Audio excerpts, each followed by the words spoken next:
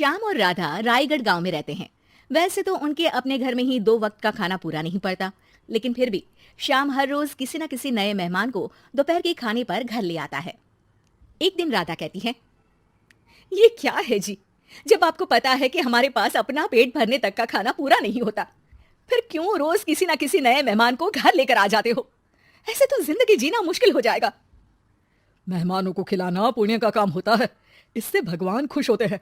तुम क्यों उसके बीच में आकर पाप की भागीदारी बन रही हो? दोबारा मेरे सामने ऐसी बात मत करना, समझी?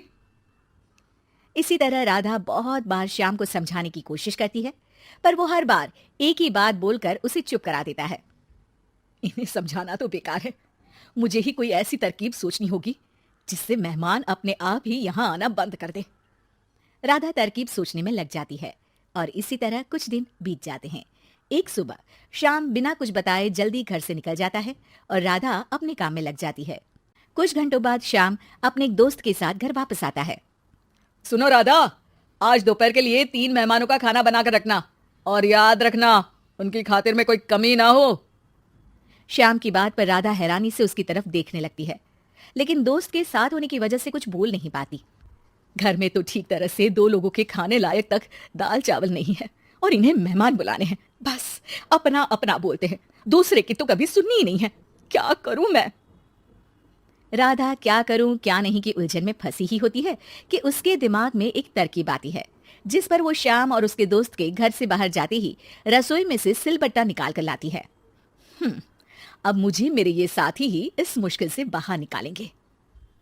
राधा सिलबट्टे पर रोली, चावल और हल्दी डालकर उसे मेहमानों के बैठने की जगह पर ले जाकर रख देती है। कुछ ही देर में वो तीनों मेहमान भी घर पहुंच जाते हैं। आइए जी, पधारिए, हमें आपका ही इंतजार था। जी शुक्रिया। श्याम भाई कहाँ हैं? वो ना बस आते ही होंगे, तब तक आप बैठिए ना। जैसे ही वो तीनों अपनी जगह पर बैठते हैं तो सामने पूजा किए सिलबट्टे को रखा देख असमंजस में पड़ जाते हैं। और बहन, ये सिलबट्टे की पूजा कर इसे यहाँ क्यों रखा है? क्या ये आपके यहाँ का कोई रिवाज है? अरे नहीं नहीं, वो तो मेरे पति की मन्नत है, इसलिए पूजा की है। हैं? सिलबट्टे पर कैसी मन्नत? मेरे पति ने मन्नत ली है कि वो अपने मेहमानों को खाना परोसने से पहले इस सिलबट्टे से 3 बार उनके सिर पर मारेंगे। राधा की ये बात सुन तीनों मेहमानों के चेहरों की हवाइयां उड़ जाती है, जिसे देख राधा मन ही मन हंसती हुई उन्हें दिलासा देते हुए कहती है, अरे आप लोग फिक्र मत कीजिए, ज्यादा तेज नहीं मारेंगे, बस 3 बार जरा सी थपकी। और ये सुनते ही तीनों मेहमान डर से कांपते हुए तुरंत अपनी जगह से उठ खड़े होते हैं। अरे अरे, आप सब उठ क्यों गए? मेरे पति बस आते ही होंगे, फिर सब साथ में खाना खाइएगा।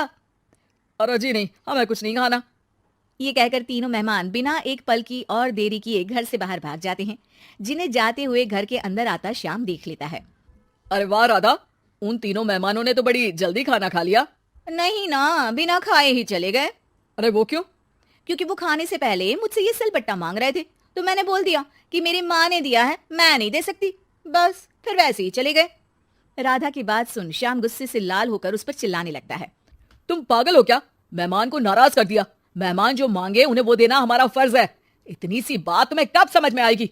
मैं अभी उन्हें ये सिलबट्टा देकर वापस घर में ले आता हूँ, तुम खाना तैयार रखना। अब श्याम सिलबट्टा उठाए घर से बाहर निकल जाता है और मेहमानों को ढूंढना शुरू कर देता है, जो उसे पास में ही एक पेड़ के नीचे बैठे दिखते हैं। श्याम उनके पास पहुंचने ही वाला होता है कि वो उसे सिलबट्टे के साथ आता देख दोबारा भागना शुरू कर देते हैं, जिस पर श्याम भी उनके पीछे भागने लगता है। अरे रुको, मैं आप लोगों को ये देना चाहता हूँ। अरे आप लोग रुको तो सही। अरे भाई, ये तो हाथ धोकर पीछे पड़ गया है। अरे जुबान कम और पैर तेज चलाओ। वो तीनों पिटाई के डर से और ज्यादा तेज भागने लगते हैं। इसी तरह तीनों मेहमान आगे आगे और श्याम सिलबट्टे के साथ उनके पीछे पीछे पूरे गांव में घूमते हैं, जिससे धीरे धीरे गांव में ये खबर फैल जाती है कि श्याम दयालु और उदार इंसान तो है, लेकिन अब से वो किसी की भी मेहमान नवाजी से पहले सिलबट्टे से 3 बार उसके सिर पर मारेगा, जिसके प्रभाव से अब लोग उसके घर खाने पर आना बंद कर देते हैं। मैं तो उन्हें सिलबट्टा देने जा रहा था और लोगों को लगा कि मैं मार रहा हूं। कितना बड़ा बेवकूफ हूं। अब मेरी ही वजह से कोई यहाँ खाने पर आने के लिए तैयार नहीं है। इस तरह राधा अपनी होशियारी और सिलबट्टे की मदद से श्याम के मेहमानों वाली आदत से छुटकारा भी पा लेती है और घर की शांति भी भंग नहीं होती। जरूरी नहीं कि हर जंग हथियार से ही लड़ी जाए। कुछ के लिए सिर्फ दिमागी चाल ही काफी होती है। और अगर शांति के साथ अच्छे से दिमाग लगाकर सोचा जाए तो मुश्किल से मुश्किल समस्या का समाधान मिल ही जाता है।